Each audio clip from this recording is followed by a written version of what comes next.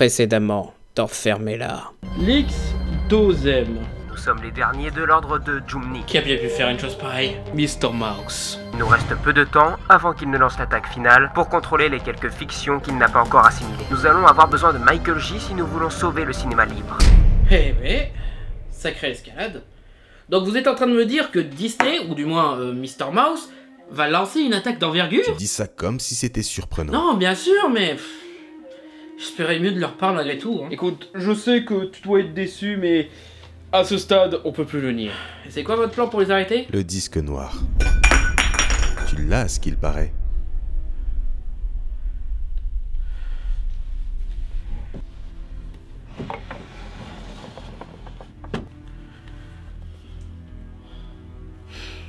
On en est donc là. Qu'est-ce que c'est? Le disque noir. Contenant un film capable de détruire les fondements même de Disney. Et quand je dis tout, c'est tout. Que ce soit les chaînes, les plateformes, les équipes créatives, et aussi les studios qu'ils ont achetés. Pixar, Marvel, la Fox et... Star Wars. Vous pensez vraiment à faire ça?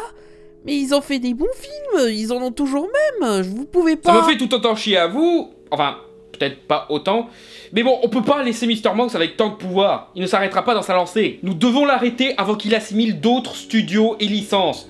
Et qu'on se retrouve obligé de les détruire aussi. MJ Senpai, vous n'allez pas...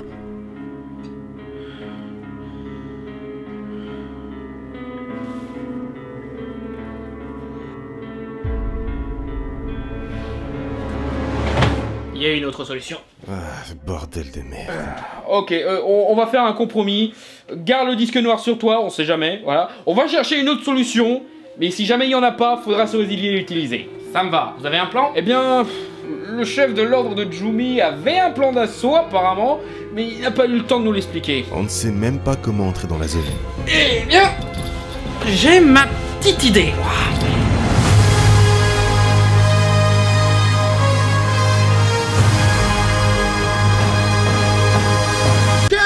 Pour faire l'île Paris? Non mais tu te fous de ma gueule, j'y vais plus vite en voiture. Écoute, si tu veux entrer comme une fleur dans une forteresse qui est prête à te canarder dès que tu leur parles de Mélodie du Sud, oui, 2 heures effectivement. Mais par contre, si tu veux t'infiltrer en douceur, passer les contrôles de sécurité et entrer dans le parc sans problème, là, il va falloir un peu plus de temps. Non mais, ton Uber il disait une demi-heure. Oh bah ça alors, un Uber qui est en retard, mais on n'a jamais vu ça. Mais je veux dire, c'est un vaisseau spatial, y a pas la vitesse lumière sur ce truc. Tu vois de l'espace toi ici? Écoute, laisse-moi piloter mon vaisseau, ok? C'est pas toi qui va m'apprendre. T'aurais pu appeler ce vaisseau le vrai concentraire, tiens. Bah écoute, si t'es pas content, tu vas en cabine. Ou alors dans la soute, comme tu préfères. Non, ouais, t'as raison. J'ai assez fait durer ton camion de merde, Naz. Quel caméo. Alors? Ouais, bah... c'est pas pour tout de suite. Il prend des précautions pour arranger l'infiltration, donc voilà. Bon, moi je vais voir ce qu'il y a dans le cargo. Peut-être qu'on peut trouver un truc qui peut servir. Je t'accompagne, s'il y a du cacola que je dis Prams. T'en bois combien par jour? Pas assez pour oublier. Donc, je suis si masqué, hein. J'aime bien. C'est religieux Mais ou... je t'arrête tout de suite, je suis pas là pour devenir ton pote. J'ai dit quelque chose qu'il fallait pas? Beaucoup de choses, oui. Et allez, encore un nostalgique de la prélogie, franchement. Et voilà, de suite à catégoriser les gens qui ne sont pas d'accord avec toi. Oui, je pense que l'apostologie est mauvaise, mais voilà un truc qui va te mettre sur le cul. La prélogie aussi. Star Wars s'est arrêté au retour du Jedi. Le reste, c'est de la merde. Ah, bah... excuse-moi d'avoir assumé. Tellement l'habitude de tomber sur des nostalgiques de la prélogie ou des anti-postlogies et deux, tu vois. Et ça justifie d'envoyer chier tous les fans qui ont un problème avec l'apostologie? T'as raison. Parlons de la postlogie. Oh, n'essaye même pas. Non, vraiment, je suis prêt à t'écouter. En quoi ces films sont mauvais? Ok. En soi, en termes de production, les films sont corrects. Je vais pas te l'enlever. Mais le projet en lui-même fut mal pensé. Fait avant tout pour profiter de la nostalgie des fans au lieu de raconter une histoire cohérente. C'est du nostalgia porn. Ouais, j'ai déjà entendu ce reproche. Ouais, j'ai vu ta vidéo pour défendre le set. Même si le film n'est pas un copier-coller, tu peux pas m'enlever l'idée que le film reste dans une zone de confort et offre de la nostalgie pour faire plaisir aux fans. T'as raison, j'avais pas des masses détaillées dans la vidéo. Donc si on en reparlait. Attends, Tu capitalises sur notre discussion pour en faire une vidéo. Vous savez à quoi on reconnaît des films profonds? Connard. Au fait que même après avoir fait une vidéo là-dessus et que d'autres confrères aient fait d'autres excellentes vidéos dessus, je vous conseille les vidéos de Renegade Cut, E.C. Henry, Lindsay Ellis, Cinemaniac et Filmjoy sur Star Wars 7, ça vous changera de m'imposer la vidéo de Durandal comme le Nouveau Testament pour me forcer à me conformer à votre opinion, il y a toujours matière à analyser sur le film. Bon, c'est aussi un signe qu'on trouve ou invente de plus en plus de défauts sur la postlogie, mais bref. Et l'un des éléments les plus discutés, c'est bien sûr la nostalgie. Certains kiffent le brossage de poils à base de références, d'autres trouvent que c'est de la manipulation pour avoir les fans dans la poche, mais en général l'idée reçue est que l'épisode 7 reste dans les acquis de la trilogie originale, soit pour montrer aux fans qu'ils ont les moyens de faire un bon Star Wars avant d'enchaîner sur le plus concret, soit pour excuser de la fainéantise scénaristique. Mais une chose de sûre, c'est tout le contraire du Nuit qui dit que la nostalgie c'est nul et qu'il faut la détruire. Je le sais parce que le méchant le dit. Laisse mourir le passé. Tue-le, s'il le faut. Alors, petite astuce dans l'analyse cinématographique, à moins que le film essaye vraiment d'être subversif, généralement quand le méchant te fait part d'une philosophie ou d'une morale, c'est que généralement cette philosophie ou morale est pas top. Non, sérieusement, il y a beaucoup de critiques, certains prétendant être pros, qui pensent que ce que dit Kylo Ren, là, c'est la morale de Star Wars 8. Je veux dire, si on suit cette logique, Avengers Infinity War, c'est un film pro-génocide, quoi. De tous les nouveaux films de Star Wars, le réveil de la Force est celui que j'apprécie de plus en plus chaque fois que je le revois. Là où Rogue One c'est tout le contraire, et le dernier Jedi, les critiques débiles me l'ont plus gâché qu'autre chose. Car chaque fois qu'une scène arrive, je pense, mais pourquoi ces connards chipotent sur ça, bordel? Et c'est pour ça que je voulais revenir sur le réveil de la Force, et plus particulièrement sur la thématique de la nostalgie. Car c'est ce qui nourrit l'une des critiques les plus infondées à propos de la postlogie, l'idée que le 7 et le 8 s'opposent thématiquement. Et que donc J.J. Abrams et Rian Johnson se disputent, et que c'est pour ça que la postlogie est bordélique, et non parce que ces fanboys ont mal compris l'histoire et fait un bad buzz qui a forcé le 9 à changer ce qu'avait mis en place toute la postlogie pour du fanservice désespéré. Mais si en fait, après une étude plus approfondie du réveil de la Force, on remarque finalement qu'il dit exactement la même chose que les derniers Jedi, mais étrangement en plus subtil. Mais pour ça, nous devons étudier la question de la nostalgie, déjà dans la saga, mais aussi dans le cinéma en général. Les films basés sur la nostalgie sont loin d'être nouveaux. En fait, pas mal de grands films sont des tripes nostalgiques. Grease, Retour vers le futur, Stand By Me, Roger Rabbit. Il y a même un phénomène qu'on appelle le cycle des 30 ans, qui dit que chaque décennie voit une tendance à la nostalgie de la génération d'adultes actuels, ce qui peut s'observer dans la mode ou dans l'art, genre les années 2010 et son obsession des années 80 à 90. Mais aussi, il y a beaucoup de réalisateurs qui basent leur création sur la nostalgie. Quant à Tarantino, Brad Bird, Martin Scorsese et bien sûr George Lucas qui a basé tout son travail sur sa nostalgie à lui. American Graffiti est très inspiré de sa vie d'adolescent des années 60, sa passion pour l'automobile, la musique, etc. Et même ses deux créations les plus cultes, Star Wars et Indiana Jones, sont des tripes nostalgiques. Indiana Jones se passe pas dans les années 30 pour rien, c'est parce que c'est dans cette période que sortaient les films de série B avec lesquels Spielberg et Lucas ont grandi. Et Star Wars, je vais pas vous refaire toute la liste, mais tous les livres, comics et films qu'il adorait sont passés et référencés dans ses films. Encore une fois, t'as une référence au Bourg, la Brute et le Truand à travers la scène de Greedo. Même son expérience personnelle a servi. Beaucoup adorent dire que Luke est George Lucas, ou du moins comment il était à la base. Et même dans la prélogie, le film compte beaucoup sur la nostalgie des fans avec des personnages forcés dans l'histoire juste parce qu'ils sont adorés par les fans. Eh, même Greedo a failli avoir sa scène racontant ses origines dans l'épisode 1. Ah mais du coup, Greedo il a le même âge que Vador? Et genre il a 50 ans ou viande? Est-ce que là tu es un vieux? Ok, boomer. C'est d'ailleurs pour ça que j'ai toujours trouvé ça bizarre que Lucas se plaigne que Star Wars 7 fut finalement fait dans une optique nostalgique, parce que Star Wars a toujours été nostalgique, que ce soit la trilogie ou la prélogie. Ce con a casé un dîner des années 50 dans l'épisode 2 volontairement. Il capte Happiness depuis l'espace aussi. La seule réelle différence avec la façon d'utiliser la nostalgie, c'est que le réveil de la Force en fait un thème plus concret exploité, là où la trilogie originale c'est plus un mélange d'aspirations motivées par une nostalgie. Quant à la prélogie, c'était juste de la référence pour de la référence. Un dîner des années 50, merde! Et c'est pour ça qu'autant de gens voient d'un mauvais œil l'utilisation de la nostalgie dans le réveil de la Force. Parce que c'est tombé dans une période où tout Hollywood faisait pareil juste pour l'argent. La nostalgie est devenue une gimmick prolifique pour les studios, pas seulement hollywoodien, même le cinéma français n'est pas innocent dans la référence complice. N'importe qui d'un peu observateur peut en faire la remarque. Et oui, c'est mal vu, car c'est généralement utilisé par facilité pour faire plaisir aux spectateurs, sans s'embêter à faire un bon film. Prenez Pixel, film pas terrible, mais qui a compté sur le « Tu te souviens de Pac-Man? Tu te souviens de Donkey Kong? Et tu te souviens de Queen? Et tu te souviens de Yoo-Hoo ?» Tu te souviens Ghostbusters? Ah oui, tu te souviens, Moustouk? Bah ouais, évidemment que j'avais référencé South Park et les Memortig dans une vidéo sur le réveil de la force et notre rapport à la nostalgie. C'est une des pires façons d'utiliser de la nostalgie, faire de la référence basée que sur des trucs que t'as vaguement lus sur Wikipédia, sans te soucier de la qualité, et qui souvent démontrent qu'en vrai t'y connais rien, tu t'en fous du truc et tu veux juste piéger les fans. J'ouvre une canette de table, je mets Duran Duran et je fais une partie de Robotron. Et l'un des studios à avoir le plus abusé de la nostalgie, c'est... Allez, t'as pratiquement rien dit jusqu'à là, allez, c'est facile, c'est là. Disney. Exactement. Les films Marvel le font, leurs remakes le font, même leurs très bonnes séries d'animation le font, et oui, même Star Wars le fait. Mais n'est-ce pas un petit peu hâtif de partir direct dans la conclusion que le réveil de la force utilise de la même façon la nostalgie, juste parce que c'est Disney? Bon, dans le cas de Rogue One et Solo, ouais, on en parlera la prochaine fois, mais est-ce vraiment le cas dans le réveil de la force? Après tout, même dans les films Marvel et les films Disney, t'en as un, quelquefois, qui se contente pas d'une basique nostalgie, et t'as un réal intelligent qui utilise de façon plus pertinente que d'habitude la nostalgie pour illustrer une philosophie ou un personnage avec des problèmes qu'il devra corriger. Même par accident. C'est le plus gros problème de ces films nostalgiques. À cause d'eux et de leur nombre, beaucoup de spectateurs ont chopé le réflexe de juger tout ce qui s'attaque à la nostalgie comme un attrape-couillon. Je veux dire, combien ont jugé d'avance Ready Player One sur sa thématique nostalgique? Et je vais probablement passer pour un petit con avec ma prochaine affirmation. Ce n'était pas le cas avant.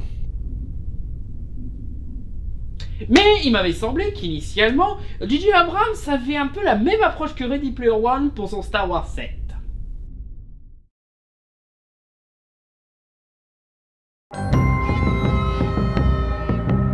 Le surplus de nostalgie dans le cinéma populaire actuel a amené à une réponse postmoderne et plus fascinante. Utiliser la nostalgie comme un code, un langage secret pour communiquer avec le spectateur. Un des parfaits exemples de ça est Ready Player One. J'ai fait toute une vidéo sur le sujet, mais en gros, c'est pas pour rien que dans le combat final, t'as le géant de fer et un Gundam qui affrontent Mechagodzilla. Très peu de films ont une intelligence d'utiliser la nostalgie et le fanservice de cette façon. Bienvenue à Marwen, réalisé par Robert Zemeckis, le mec qui a fait Retour vers le futur, qui case la DeLorean au moment où le héros reste enfermé dans une nostalgie rassurante et ses acquis. Celui-là, c'est limite même personnel. Un autre très bon exemple récent est Dr. Sleep, suite 40 ans après de Shining, qui reprend beaucoup de plans et d'imagerie du film de Stanley Kubrick. Mais pas gratuitement. On reproduit la scène de l'entretien quand Danny se trouve un travail, ou on reproduit le plan du trou dans la porte, du bar, etc. pour illustrer la peur de Danny de devenir comme son père. C'est de la référence, oui, mais dit dans un tout autre contexte qui change complètement la signification, créant ainsi une espèce de langage basé sur la culture pop. Chewbacca, Harry Potter, Kill Bill, Scorsese. Megaman, Zelda, Metal Gear. Terminator, Star Trek. Terminator, Star Trek. Et oui, Star Wars 7 fait essentiellement ça. Certains reprochent à J.J. Abrams de faire des références nostalgiques qui n'ont aucune logique dans le scénario. Bon, en fait, pour illustrer ça, de ce que j'ai vu, ils ont que 2 exemples à tout péter. La fin de Star Wars 9, que je vais même pas chercher à défendre, et cette scène de Star Trek Into Darkness. Mon nom véritable est Khan. Je suis censé vous connaître? Ben, un peu, je suis un tyran des guerres eugéniques de 1995. Il y avait des guerres eugéniques en 1995? Oui, on parle plus trop de ça, parce que nos films sont faits dans les années 2010. Quel film? Attends, je suis un personnage de film? Alors, ouais, scénaristiquement et narrativement, c'est un petit peu inutile d'insister autant sur le fait que le personnage s'appelle Khan. Mais ça permet de signifier quelque chose aux fans qui, eux, comprennent la référence. Que peu importe ce qu'il dit, peu importe qu'on le montre dans un angle empathique et qu'il dise la vérité, il ne faut pas lui faire confiance. Parce que c'est un mec dangereux, rendant la collaboration cordiale entre Kirk et Khan plus tendue, et laissant craindre le futur coup de poignard dans le dos. Non, et puis, moi, c'est plus le caméo de Leonard Nimoy qui est obligé d'expliquer en quoi Khan est dangereux que je trouve de trop, en fait. Spock, vous avez pu appeler votre vous-même du futur qui est de l'autre côté de la galaxie, mais vous n'avez pas pensé à envoyer un SOS à Starfleet pour nous aider dans cette situation alors qu'on est près de la Lune?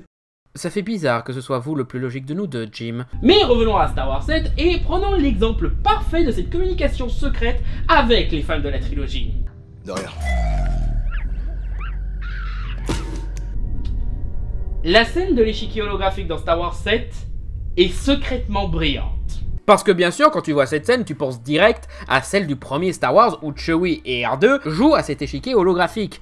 Et quand tu compares les deux scènes, tu remarques des différences qui, non seulement tuent la critique, c'est qu'un copier-coller du premier film, mais en plus, résume parfaitement toute l'histoire du film. La bonne idée de cet échiquier dans le premier Star Wars était que c'était un élément qui, pour nous spectateurs vivant dans le vrai monde, semble incroyable, mais pour les personnages qui vivent dans cet univers, c'est banal, c'est juste un élément du quotidien pour passer le temps. C'est le même principe que la scène où on découvre le Faucon Millenium. Le spectateur retrouve le vaisseau incroyable avec le plan, la musique et tout, mais pour nos héros, c'est l'équivalent d'une 4L. Mais dans le 7, Finn ne comprend pas du tout c'est quoi ce truc. Il a activé par erreur, et une fois activé, il ne comprend pas ce qu'il voit. Parce que contrairement à tous les autres personnages de Star Wars, Finn ne sait rien du monde de Star Wars. C'est un ingénu. Il ne comprend pas le langage Wookiee.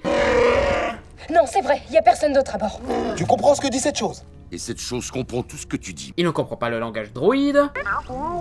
Je parle pas ta langue. Et bien sûr, il ne comprend pas en quoi le Faucon serait un vaisseau pourri. T'es capable de piloter ce vaisseau?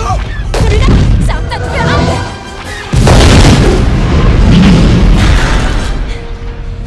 Le tas de ferraille fera l'affaire.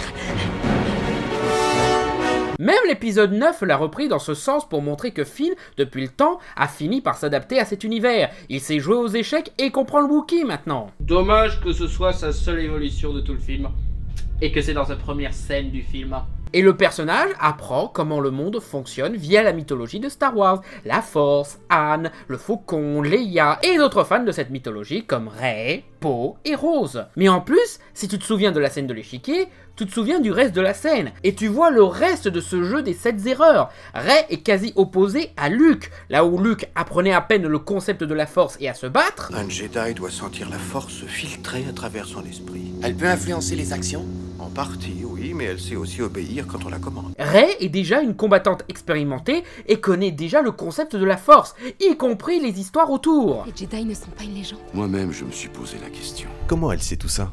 Elle a connu quelqu'un sur Jakku qui lui a raconté l'histoire des Skywalker, elle a trouvé des archives de l'Empire dans les vaisseaux qu'elle a pillés, elle a entendu de bouche à oreille, c'est de la culture générale pour eux, que sais-je. Ça, c'est des petits détails insignifiants qu'on est censé remplir nous, comme je l'avais expliqué dans la vidéo sur le devient attendu. Et même Han, qui revient dans ce film, on voit dans cette scène qu'il n'est plus la même personne. Dans la scène de l'échiquier du premier film, Han était froid avec son entourage et ne croyait rien à la mythologie des Jedi. J'ai encore rien vu qui me permette de croire qu'il y a un pouvoir capable de diriger l'univers tout entier. En tout cas, c'est pas une force mystique qui dirigera ma vie à moi. Tout ça, c'est des trucs minables, c'est du flan. En revoyant cette scène, je me rends compte que le sourire d'Obi-Wan signifie presque autre chose dans le contexte du set. Dans 40 ans, tu diras tout le contraire à d'autres genoux. La force, les Jedi. Tout est vrai. Même le message que transporte BB-8, celui d'R2 était clair et concis, là où celui de BB-8 est flou et indéchiffrable. Han croit en la Force, Rey est une fangirl, Finn est un néophyte, et le moyen de vaincre les méchants reste encore à trouver. En étant attentif, vous comprenez facilement la dynamique entre les personnages qui se met en place, et toutes les références marchent pareil. Ce n'est pas du clin d'œil pour du clin d'œil, c'est pas un caméo inutile de Jabba ou un personnage qui dit « j'ai un mauvais pressentiment ». C'est une référence qui dit quelque chose sur les personnages. Elle appelle ce vaisseau un tas de ferraille? Ouais, c'est bien notre bon vieux Faucon Millenium. Han propose d'envoyer Phasma dans un compacteur à ordures. Il veut se venger d'une mauvaise expérience, c'est ça? Le sabre de Luke est planté dans la neige. Ouh, une étape du voyage de Luke que Rey suit. Han meurt comme Obi-Wan, mais en fait pas vraiment, car Han a essayé de l'aider, car Han a voulu croire en ce en quoi Luke et Leia croient. Oh mon dieu, le voyou solitaire qui croyait en rien est mort en père qui croyait trop. Poésie, ça rime. Ce qui m'amène au cas de Kylo Ren, qui est une toute autre histoire. Alors, comme ça, Star Wars 7 est du nostalgia porn, hein? Eh bien, voici un sens de lecture qui va détruire vos esprits. En fait, Star Wars 7 n'est pas si pro-nostalgique que ça. Il est même beaucoup plus nuancé qu'on le pense. Le film nous montre les côtés cool de la nostalgie, oui, mais il nous montre aussi les côtés problématiques. Parce que même les méchants de ce film sont motivés par la nostalgie. Eh, l'Empire c'était bien, non? Et si on faisait pareil? Le fascisme est défini par une certaine idée. Pas l'antisémitisme, pas la censure, pas la violence policière. Bon, ça peut l'être, ouais, ça l'est même souvent, mais ce n'est pas spécifiquement le cœur du principe du fascisme. Ce sont des éléments interchangeables et personnalisables. C'est pour ça qu'on n'explique jamais réellement l'idéologie du premier ordre, et qu'on montre juste ses actions. Beaucoup aiment supposer qu'on leur donne pas d'idéologie, soit pour caresser dans le sens du poil certains fanboys qui ont détesté le bordel politique de la prélogie. En parlant politique, j'irais même jusqu'à dire que la République et l'Empire sont beaucoup moins définis idéologiquement dans la prélogie que le premier ordre dans la postlogie. Soit pour éviter un parallèle trop évident avec une politique trop réelle qui aurait rendu gênant la distribution de produits dérivés. Un peu la même logique derrière Hydra. Disney ne veut pas vendre aux enfants des jouets à l'effigie de nazis, donc on va reprendre Hydra pour remplacer les nazis dans votre film Captain America, ok? Et ouais, je suppose que faire dire à Hux Make the Galaxy Great Again, ça aurait été trop direct et risqué pour vendre des jouets, même si Disney s'est permis d'être beaucoup plus anti-Trump et anti-raciste, même pas de façon subtile, avec Zootopie. Mais comme beaucoup de fans de l'univers étendu l'ont fait remarquer, Star Wars a pas mal d'éléments dans son univers qui auraient permis de créer une idéologie toute pièce. Par exemple, dans les livres de l'ancienne UE, les jeunes chevaliers Jedi, on précisait que l'Empire avait définitivement une idéologie pro-humanoïde, que les espèces non humanoïdes, comme les Twi'lek ou les Wookiees quoi, sont rabaissées, ce qui a d'ailleurs amené à la création d'un groupe terroriste d'aliens persécutés sous l'Empire qui se venge des humains une fois l'Empire dégagé. Et aussi, ça aurait rendu les choses compliquées par rapport à Thrawn, un officier de l'Empire alien. Mais bon, ça c'est l'UE, Legend en plus, c'est du bonus. Mais tout ça pour dire qu'ils pouvaient faire un truc comme ça. Mais ne l'ont pas fait. They're pussies! Ou peut-être que le premier ordre a déjà une idéologie bien définie. C'est juste qu'elle ne saute pas aux yeux et qu'il faut être un peu plus attentif à ce que le film nous montre et nous dit. Et cette idéologie, c'est retourner à l'ancienne gloire, la renaissance de l'ultranationalisme populiste, le rejet du progrès de tout ce qui est nouveau et étranger, qui serait la cause d'un chaos. Et que veut le premier ordre? Revenir à l'ancienne gloire de l'Empire Galactique, à un ancien ordre, le premier ordre. L'érudit Umberto Eco qualifiait le fascisme de ultranationalisme palingénésique. Vous devinez bien ce que ça signifie ultranationalisme, mais palingénésique implique une notion de renaissance, de régénération, de revenir à un état d'avant. Une façon de dire, avant, nous étions un peuple et une nation puissante, on nous a enlevé notre puissance, maintenant, nous allons retrouver notre gloire d'antan. Il a aussi établi 14 signaux pour reconnaître facilement le fascisme. T'as même pas besoin d'avoir les 14. Un ou deux suffit pour développer une forme de fascisme. Et je vous conseille d'aller voir ces 14 points car ça va vous rappeler des trucs. On retrouve chez le premier ordre des critères comme le culte de l'action, la glorification de la guerre, l'élitisme populaire. Mais plus intéressant encore, on voit qu'il y a aussi le culte de la tradition et le rejet du modernisme. Ces 5 points sont déjà très indicatifs de l'idéologie du premier ordre et de ce qu'on appelle The Fandom Menace. Make Star Wars great again. Mais les 2 derniers points montrent bien que l'obsession du passé peut amener à une forme de fascisme. Et on rappelle plus d'une fois que le premier ordre est nostalgique de l'Empire, que ce soit par leur imagerie calquée, mais aussi par un dialogue de Maz ou le texte d'ouverture qui dit que le premier ordre est né des cendres de l'Empire.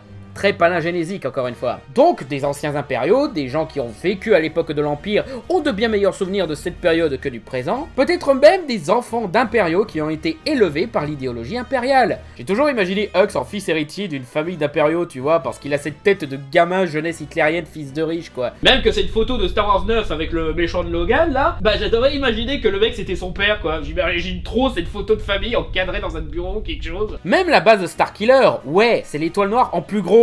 Justement, ils veulent recréer la puissance de l'ancien temps, ils veulent recréer l'étoile noire, mais en répétant la même chose, ils répètent donc les mêmes erreurs. Et comment ils ont construit cette station? Avec quel argent? Le Nuit l'a très bien expliqué, le premier ordre a des mines, genre 7 planètes, et qui dit mine, dit minerai, et avec ce minerai, ils ont pu avoir de l'argent, et avec cet argent, ils ont pu aller se fournir chez les plutocrates capitalistes vendeurs d'armes. Et quelque part, le premier ordre est même un régime fasciste mieux défini que dans la trilogie originale, où tout ce que t'avais concrètement de fasciste, c'était des costumes de nazis et qu'ils oppressent. C'est une dictature militaire et policière, mais pas précisément du fascisme, ou du moins pas comme le décrit Eco. On n'a juste pas assez d'infos pour le définir vu que la trilogie est un conte de fées avant d'être une histoire politique. Limite, dans la prélogie, l'Empire fait preuve de modernisme vu qu'il pousse au progrès technologique avec l'étoile noire et envoie chier les traditions comme le Sénat, les Jedi, etc.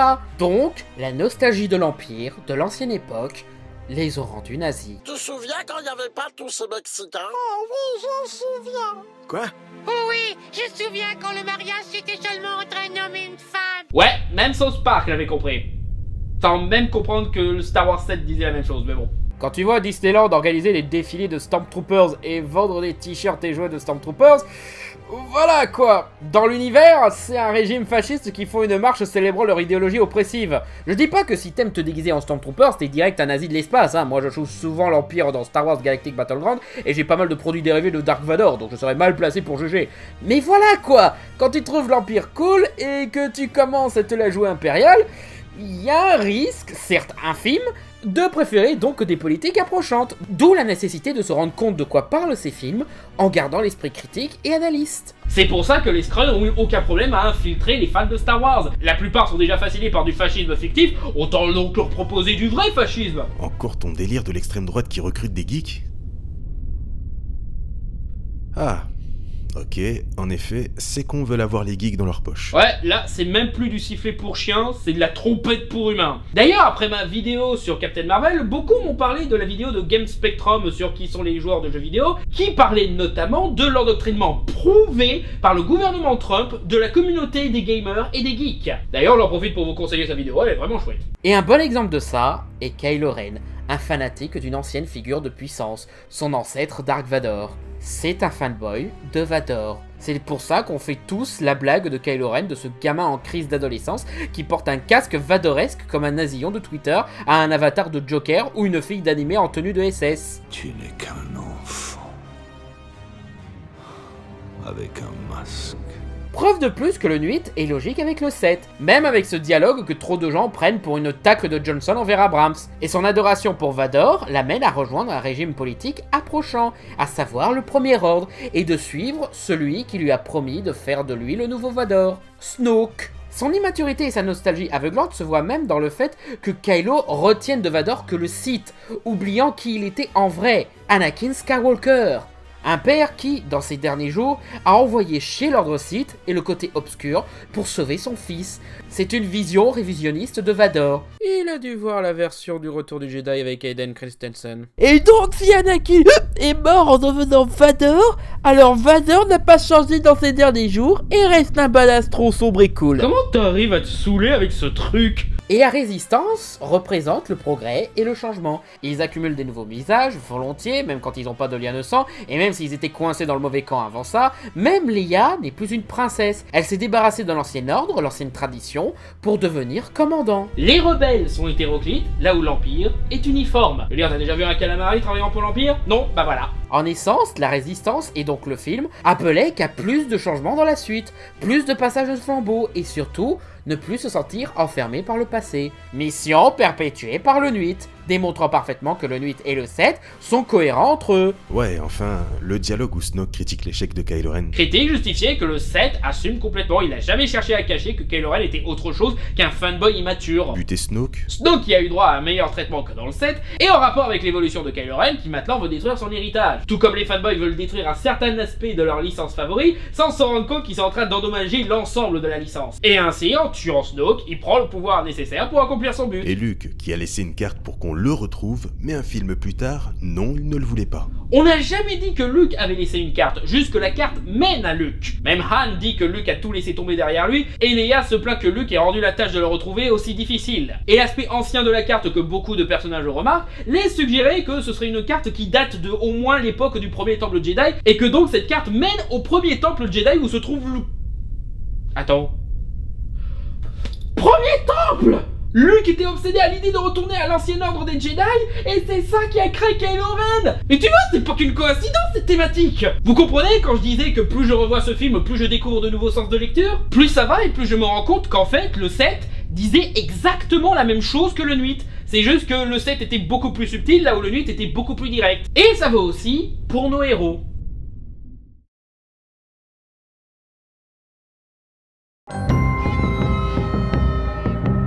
Maintenant qu'on a démontré en quoi la nostalgie bouffe les méchants, on va voir en quoi ça bouffe aussi nos héros. Et pour celle-là, je vais parler un peu du reste de la filmographie de J.J. Abrams. Tiens, c'est bizarre que parmi tous les critiques qu'on a eu sur ce putain de film, il y en a pratiquement aucun qui a pensé à critiquer ce film dans l'angle d'un film de J.J. Abrams. Bon, parce que merde, il y a du monde pour dire que Michael Bay est un auteur, mais par contre, J.J. Abrams, lui, on le traite comme le premier Brett Ratner venu, hein. C'est quoi ces conneries. Parce que le rapport au passé rassurant et le besoin de renouveau se retrouve dans ses précédentes créations. Même dans Lost, série dont il a juste fait le pilote et les bases de la première saison, tu as des personnages obsédés par leur passé, leurs regrets, leurs idéaux, et en quoi ils doivent les dépasser pour devenir de meilleures personnes. Mission Impossible 3 est l'histoire d'un agent secret qui a du mal à décrocher son boulot, mais qui veut quand même avoir une nouvelle vie avec la femme qu'il aime, tiraillé entre ce qu'il a toujours été et ce qu'il peut être. Star Trek, le méchant est quasi similaire à Kylo Ren, un gamin génial qui, déçu par les promesses d'une figure de la pop culture, décide de littéralement détruire le passé. Toutes ces vieilles choses doivent s'éteindre. Putain, ce stade, Ryan Johnson, il a fait un film de J.J. Abrams.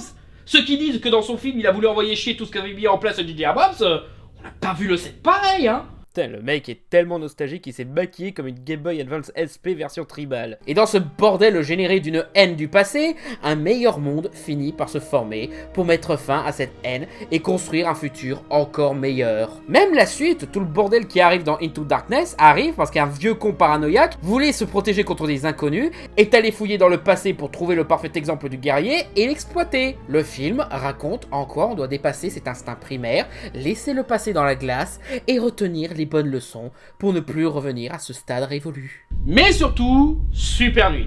Vous connaissez pas Super 8? Bon alors déjà, spoiler, et aussi, c'est le film que Stranger Things a le plus copié. Un film qui a un peu enfermé J.J. Abrams dans la case nostalgique, car ouais, le fait que ce sont des gosses, que ça se passe dans les années 80, les références, même la BA qui utilise la musique de Cocoon, et pourtant c'est moins de références nostalgiques qu'un Pixel ou un Ça. En général, les films d'Abrams ont plus un sens émotionnel, voire métaphorique, que dans un sens réaliste et logique, d'où la critique du dialogue de Khan. C'est pour ça qu'il utilise souvent la technique de la boîte mystère. On s'en fout de ce qu'est l'alien, tout comme on s'en fout d'où vient Snoke ou ce qu'est la patte de lapin. Ce qui compte, c'est ce que ça apporte à l'évolution de nos héros. Dans le cas de Super 8, la nostalgie mène le héros à évoluer vers l'acceptation du deuil de sa mère. Il passe par un stade où il se réfugie dans une nostalgie, essaye de garder en vie sa mère par ses habitudes de l'époque où elle était toujours là, faire des films avec des potes, rester dans l'insouciance, partir à l'aventure. Et cette aventure montre aussi que le passé n'était pas si bien que ça. Les enfants n'étaient pas à l'abri de se faire tuer. La guerre froide nous rendait parano et dangereux. Les disputes entre potes et le rappel du vide qu'a laissé l'être cher. Et l'aventure se termine au moment où notre héros laisse littéralement partir le souvenir de sa mère, emporté par une histoire de SF à la Spielberg. Et dans Star Wars 7, ça marche pareil. Rey, à force de rester sur Jakku, une planète qui veut la bouffer et où elle n'aura aucun avenir, juste parce que c'est un quotidien rassurant où elle peut conserver l'illusion qu'on reviendra la chercher. J'adore la séquence de présentation de Rey, parce que cette dernière y est parfaitement résumée sans le moindre dialogue. Elle fouille le passé, elle a grandi avec les histoires de Luke, elle rêve de partir, elle attend, elle vit dans une condition précaire, et elle a peur de finir toute sa vie sur cette planète de merde. Elle s'enferme dans un cocon de nostalgie rassurant mais paralysant. Et le film ne l'encourage pas du tout d'y rester. Au contraire, elle doit laisser le cocon derrière et affronter le futur au lieu d'attendre le retour d'un passé qui n'existe plus, voire n'a jamais existé. Et ce, avec le même procédé que Super 8, le deuil de ses parents. Et après, on ose dire qu'elle n'affronte aucune difficulté dans ses films. Mon cul, ouais. Même sa relation miroir avec Kylo Ren repose sur la nécessité de sortir du cocon. Kylo est devenu fou à vénérer une figure du passé, et quand il parle à Rey, c'est pour démolir les icônes qui ont bercé son enfance. Et Han Solo. Tu vois en lui le père qui t'a manqué. Il t'aurait bien déçu. Sortez de ma tête. Et c'est pour ça que dans le 8, on explique ce qui ne va pas avec la saga Star Wars, pour continuer l'émancipation de Rey de son passé, pour qu'elle ne fasse pas les mêmes erreurs que Luke et les Jedi. Même Han a un problème de s'enfermer dans sa nostalgie en redevenant contrebandier pour fuir la peine de son drame familial, avec un fils psychopathe et un mariage détruit. Mais on lui rappelle à quel point ce passé était merdique. Bah ouais, à cette époque, t'avais des dettes auprès de gangsters qui veulent ta peau. Tu n'étais pas un héros. On déplaçait ta tête sur Photoshop. Tu dansais dans un jeu de merde. Tu n'avais pas Leia. Le bon vieux temps, c'était de la merde, voilà. Ce que tu es devenu est peut-être plus dur que ce que tu as été, mais c'est meilleur. Et à la fin, Han casse le cocon nostalgique pour affronter son drame, même si c'était trop tard. Parce que Kylo Ren, lui, refuse de sortir de son cocon nostalgique. Il refuse d'être autre chose qu'un Vador bis. Il refuse qu'on lui vole ses jouets. Il refuse de devenir meilleur. Il est tellement névrosé qu'il se défoule sur n'importe quoi. Et ça continue dans le 8 où après avoir perdu ses jouets, il entre dans une colère noire et les casse. Kylo Ren est un fanboy de Star Wars qui déteste les nouveaux films au point d'harceler, boycotter, provoquer des bad buzz et gâcher le plaisir de ceux qui aiment Star Wars. Pas juste les anti-postlogies en plus, parce qu'ils n'étaient pas encore un problème à l'époque de la création de l'épisode 7, mais aussi les anti-prélogies qui en ont fait tout autant. Ironique que les fans toxiques trouvent Kylo Ren pathétique alors que Kylo Ren est la meilleure représentation de leur personne. Comme s'ils rejetaient l'être pathétique qu'ils sont. Star Wars, en tant que saga, essaye de nous expliquer depuis 40 ans que la haine est un poison. Même le 7 et le 8 ont essayé de rappeler cette leçon. Ça n'a pas empêché la communauté des fans de Star Wars d'être la fandom la plus toxique. Alors, convaincu par une petite analyse de Star Wars 7 ? Et tu penses que ça excuse le film? Ouais, je le pense. Écoute, c'est bien que tu veuilles juger un film en tant que tel et que tu veuilles démontrer le talent de J.J. Abrams. Je n'ai rien contre lui, et je comprends que tu veuilles le défendre. Mais il a participé au problème de Disney. C'est pas parce qu'il a fait un film pour Disney que le film est mauvais. Penses-tu? Après tout, Disney a concentré entièrement la promo des films Star Wars sur de la pure nostalgie. Tu veux dire quoi? Tu veux juger un film sur son marketing? Je le juge sur le fait qu'il ait joué le jeu de Monsieur Mouse. Ces films sont des produits avant d'être des œuvres. Ils sont pensés pour un marché, et peu importe le talent d'Abrams, Star Wars 7 reste une commande. Qu'il ait ce sens de lecture ou non, que ce soit volontaire ou non, ça change pas le fait qu'il l'a fait d'une manière à ce qu'on puisse l'ignorer et se concentrer sur la forme nostalgique. Et du coup, les nostalgiques kylo-reniens se sont sentis validés par Lucasfilm, comme des gamins accueillis dans le manoir d'un copain riche qui voulait se sentir moins seul. Caressés dans le sens du poil et encourager leur obsession pendant 2 films. Et là vient Star Wars 8, qui a le mérite de dire plus directement qu'il faut renouveler la saga. Mais une fois avoir conforté l'obsession des fans, évidemment qu'ils allaient péter les plombs, évidemment qu'ils allaient détester le film, évidemment qu'ils allaient se retourner contre tout le monde, cracher sur Rian Johnson, quitte à descendre les bons films qu'il fera après, harceler les producteurs et les acteurs, parce que Disney voulait l'argent et l'approbation des fanboys hardcore avant tout, et voulait faire un film comme avant. À force de vouloir contenter les déçus de la prélogie, parce que ces films ne sont pas comme avant, il y a trop d'effets numériques, pas assez de maquillage et de décors naturels, trop de fond vert, trop de politique, ils ont accouché d'un film trop consensuel pour son bien. À vouloir jongler entre créer un Star Wars comme avant et apporter un regard critique du passé, c'est l'élément de surface qui l'a emporté. J.J. a peut-être fait un film mettant en garde les fans contre les méfaits de l'enfermement sur soi et notre nostalgie, mais il l'a fait de façon trop soft en s'adressant avant tout aux fans hardcore avec ton langage secret. C'est peut-être intéressant, mais ce film a fait exactement ce qu'il ne fallait pas faire. Tu peux le défendre comme tu le souhaites, mais tu fais qu'excuser un collabo. Quoi? Plus des rhétoriques? Non. Je vois juste pas l'intérêt de te contredire là-dessus. Non, je crois que t'as raison. Oh, je m'attendais à plus de combativité. Bah, si je ne reconnais pas que les autres ont raison quand ils ont raison, bah je serais mal placé d'attendre des autres de voir que j'ai raison, moi, des fois. Non, je pense toujours que Star Wars 7 est toujours excellent, mais... Ouais...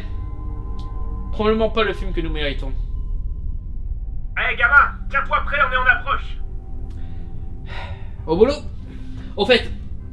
Pardon d'avoir assumé. C'était une bonne discussion.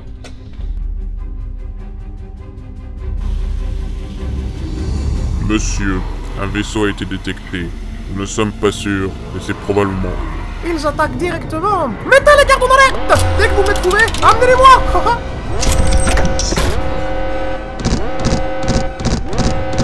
Veuillez vous identifier. Oui, fourmis, c'était quand même vachement mieux que mille et une pattes. C'est bon, j'ai attiré leur attention, vous pouvez y aller.